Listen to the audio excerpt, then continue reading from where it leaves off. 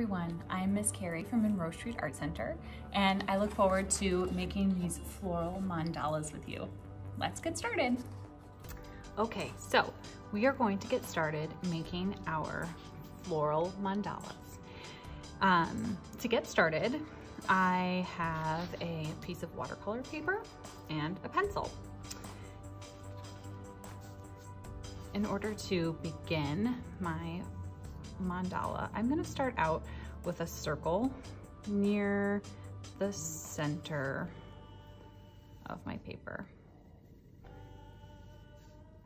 I'm not going to trace anything. I'm just going to do my best to sort of make it as circular as possible.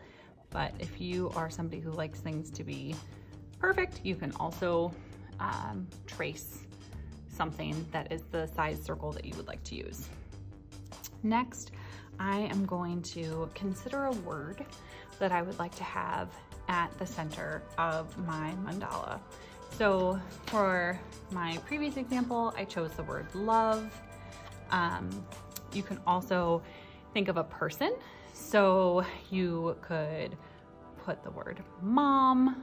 You could think of a word that makes you think of someone that you're creating this mandala for, whatever speaks to you in that moment. So I'm gonna stick with the theme of love. And so I'm gonna go ahead and write the word nice and big in the center of my circle. And I'm gonna keep that in mind as I'm making my mandala. Some of the shapes in the letters can be some of the things that we use when we do the repetitive shapes around the outside of the center. So, you know, with these shapes here, I can repeat them as I go work from the inside out. So what I'm gonna start doing is I am going to make 1, 2, 3, 4, 5 shapes that will grow from the center out. And your patterns do not have to necessarily match mine. You can absolutely design your own, but I like to choose the number 5 and then repeat it one more time so that my mandala feels nice and big. So I'm going to start out, because this is a floral piece, I am going to start out by putting something that sort of feels like a flower petal around the outside.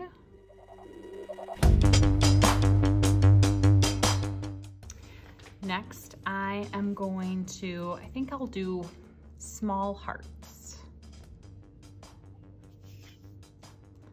You could choose to do small flowers. You could choose a geometric shape like a triangle or a rectangle.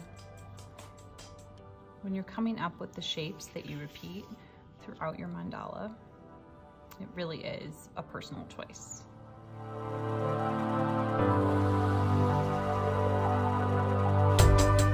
Now I am going to think of another shape. I think I will do a pattern of a dot and then a line for my next row.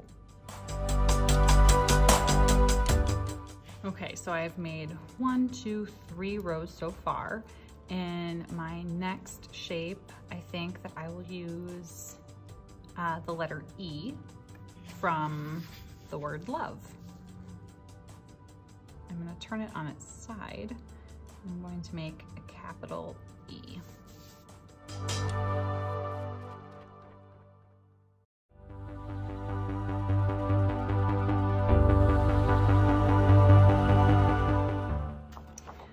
So now that I've done 4 of my rows, I am going to do 1 more. And I think at this point, I will choose the letter V from love.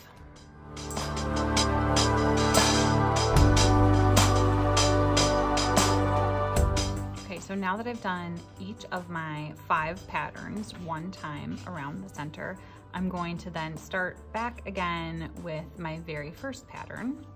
and work my way around again.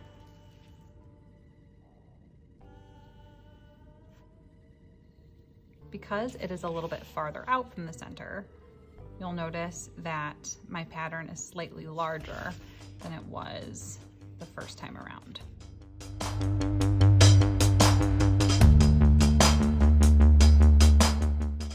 Now that I've done the first row, remember my second row, my pattern was hearts, so I'm going to do that next.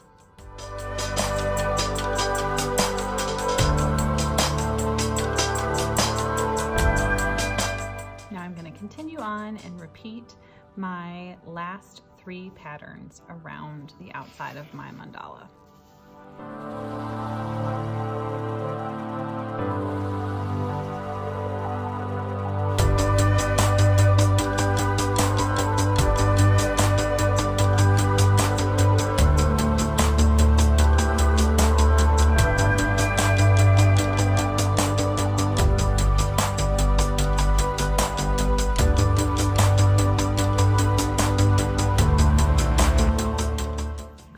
So for my final row, I am going to do the letter V.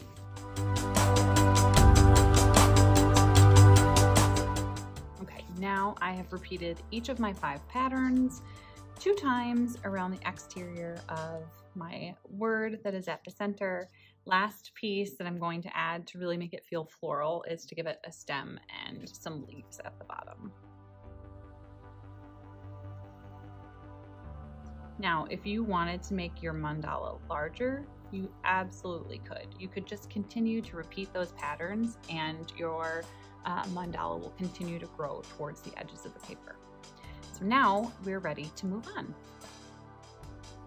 Okay, the next step in the process of creating our mandala is to trace all of our pencil lines with our ultra fine Sharpie marker.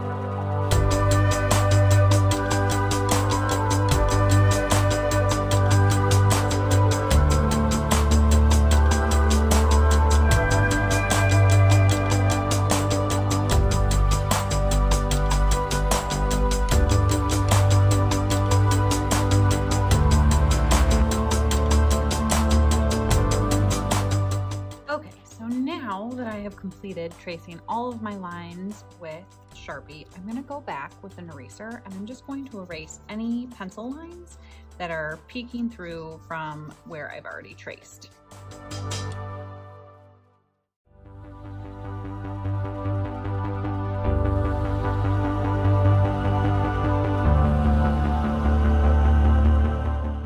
Okay, now we are ready for our final step in this project.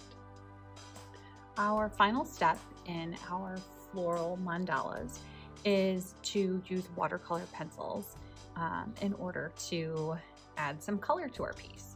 So watercolor pencils are essentially a colored pencil that when you then add water to it, it behaves like watercolor paint. So they're a really fun and unique material to use. So I'm gonna start out, I think I'll start out with my sort of pinkish magenta color at the center. And just like with any other pencil, the harder you press, the darker the pigment will be on the paper. If you want to keep the color very, very light, then you just use less pressure.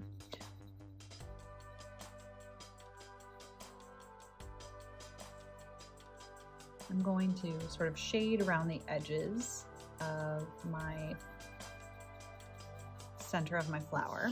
But I'm not going to add any pencil to the actual center because I will be able to use water, sort of move that pigment once it's in its kind of more paint-like form. So I'm starting out with harder pressure towards the edges and then lighter towards the center.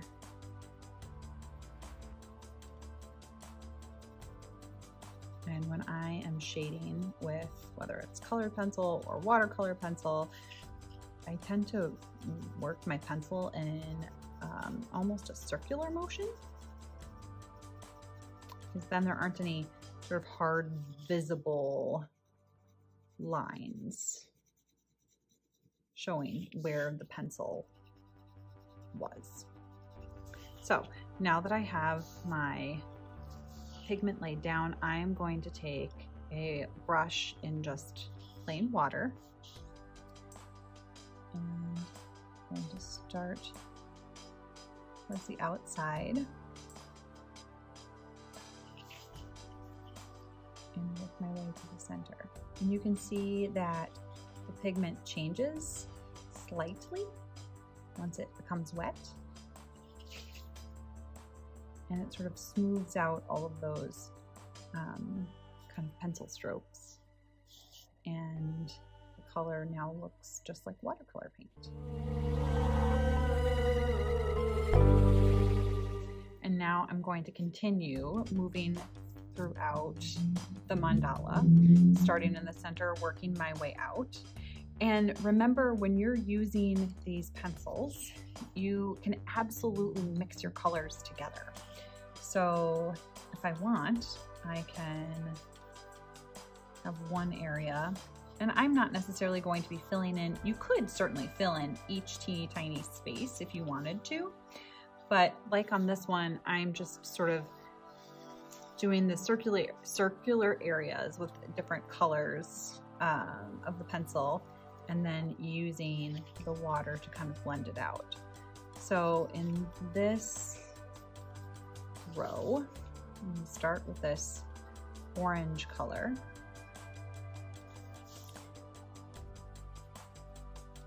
And remember, if I'm pressing harder, my color is going to be more vibrant and pigmented. If I'm using a lighter pressure, it's going to be a much softer color. And then you're able to kind of blend it out even more with the water.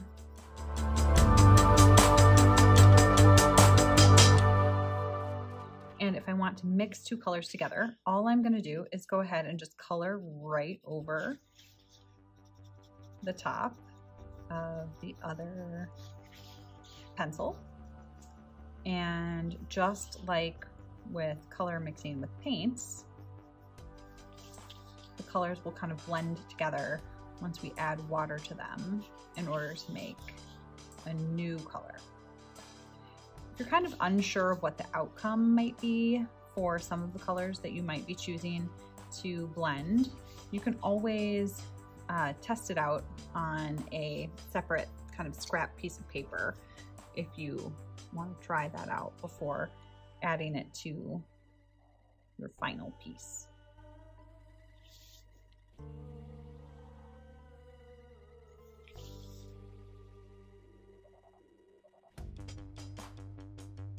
I'm also being careful not to use too much water because things can just get a little messy if we are using an enormous amount of water.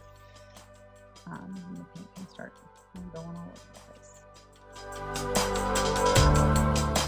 Now I'm going to continue adding color and then using the water to blend it out as a watercolor around the outside of my piece.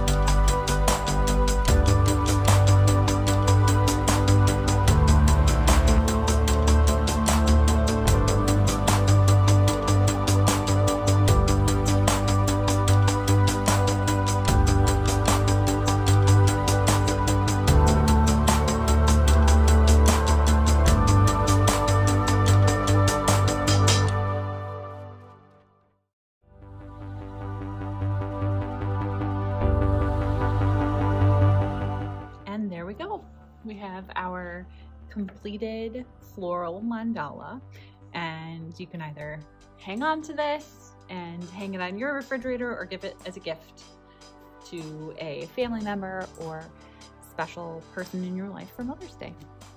Thanks, guys.